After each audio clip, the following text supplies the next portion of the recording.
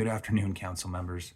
Thank you for being here today. My name is Michael Casey Hopkins, and I'm going to walk us all through how we approach fire prevention here in Eagle Mountain, Utah, and why education, enforcement, and engineering all work together to keep our community safe.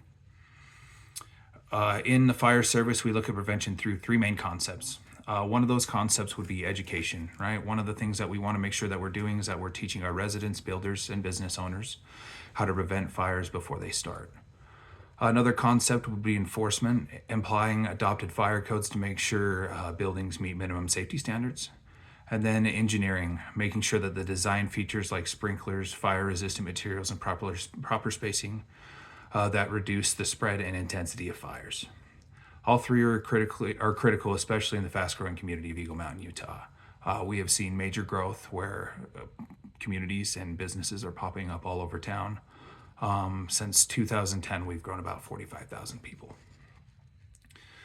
How we like to enforce that fire code here in Eagle Mountain, it's enforced through a partnership between local fire authority and building department and city inspectors. We primarily follow the International Fire Code adopted by the state of Utah, along with local amendments. Here's how enforcement typically works. Contractors submit plans to the city. Plans receive a fire safety review and are checked off at that point. Inspections are conducted during major construction stages, and then final inspection and occupancy approval happens before the building can open. If something does not meet the code, we have to make sure that it is documented, that we are making sure that we are correcting these issues, and that they are being re-inspected to ensure that they have been fixed. For new construction here in Eagle Mountain, right? Because so when we talk about fire code, you got to think about new construction and existing construction. So we're going to talk a little bit about that now. For new construction here in Eagle Mountain, the most current IFC requirements are met, right? This includes things like fire extinguishers, fire alarm systems, exit requirements, and fire resistant separation between units. Now, that would just be for new construction. Existing construction, right? So some of your older buildings that have maybe been in town for a little bit longer, they have to be for existing structures, it's enforcement focused more on maintaining fire protection systems, keeping exits clear, ensuring storage levels are safe, and correcting hazards that develop over time. We don't force older buildings to meet every new standard, but we do require that they meet the code in effect when they were built and that they remain safe to occupy.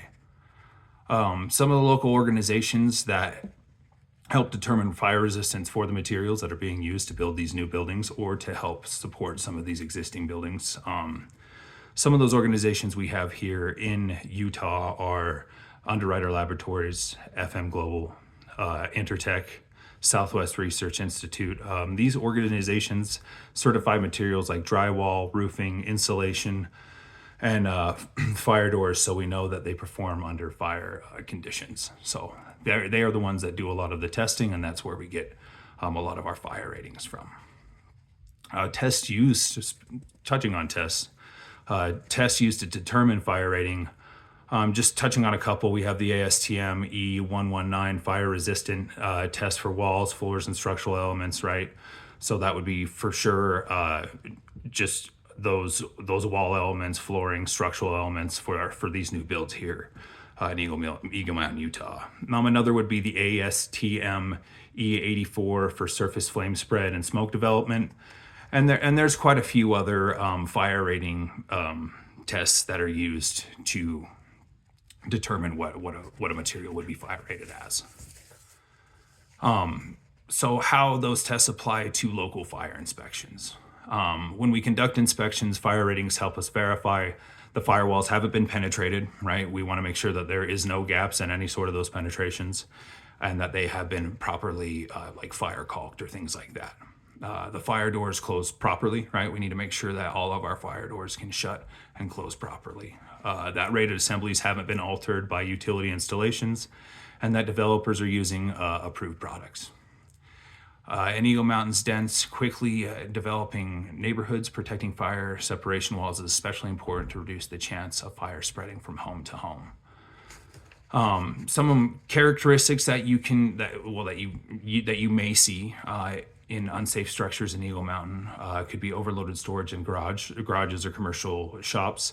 We don't have a bunch of those in Eagle Mountain currently, but we are growing fast. Improper spacing between homes, comprised attic fire blocking, missing smoke alarms, and unmaintained sprinkler and alarm systems. We also see older agricultural and metal outbuildings that were never built under modern code standards. Right, this valley's been growing quite quickly, and honestly, what it was 15 years ago was just a bunch of farms. So there's a bunch of buildings that just got built out here that for sure were never built to any fire code. Some of the highest hazard construction type, the biggest hazard for fire spread would be in type V wood frame residential construction, especially in tightly packed subdivisions. And out here in Eagle Mountain, they are tightly packed. Houses are very close together.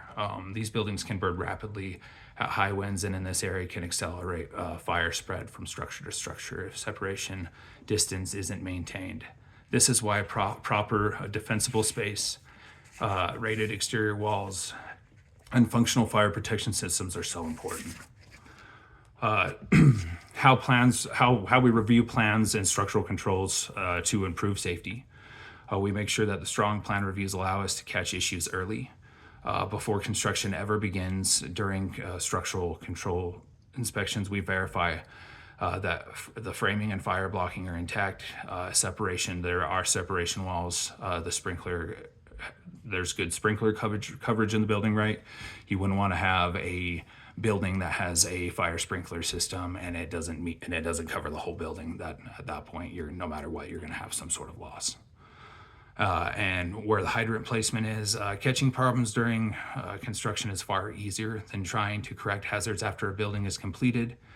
Now, that being said, too, sometimes people take new buildings over, and that has its own set of issues where maybe you need to bring that building up to a different type of fire code depending on what you are using the building for. But that's about all I have, right, for everybody today when it comes down to fire prevention. I appreciate everybody for your time today. Fire prevention just doesn't come from responding to emergencies. It comes from building a community that is designed, constructed, and maintained safely from the start. Education, enforcement, and engineering all help us to protect Eagle Mountain's residents, businesses, and fire responders. I really appreciate everybody for their time today, and I hope you have a fantastic evening. Thank you.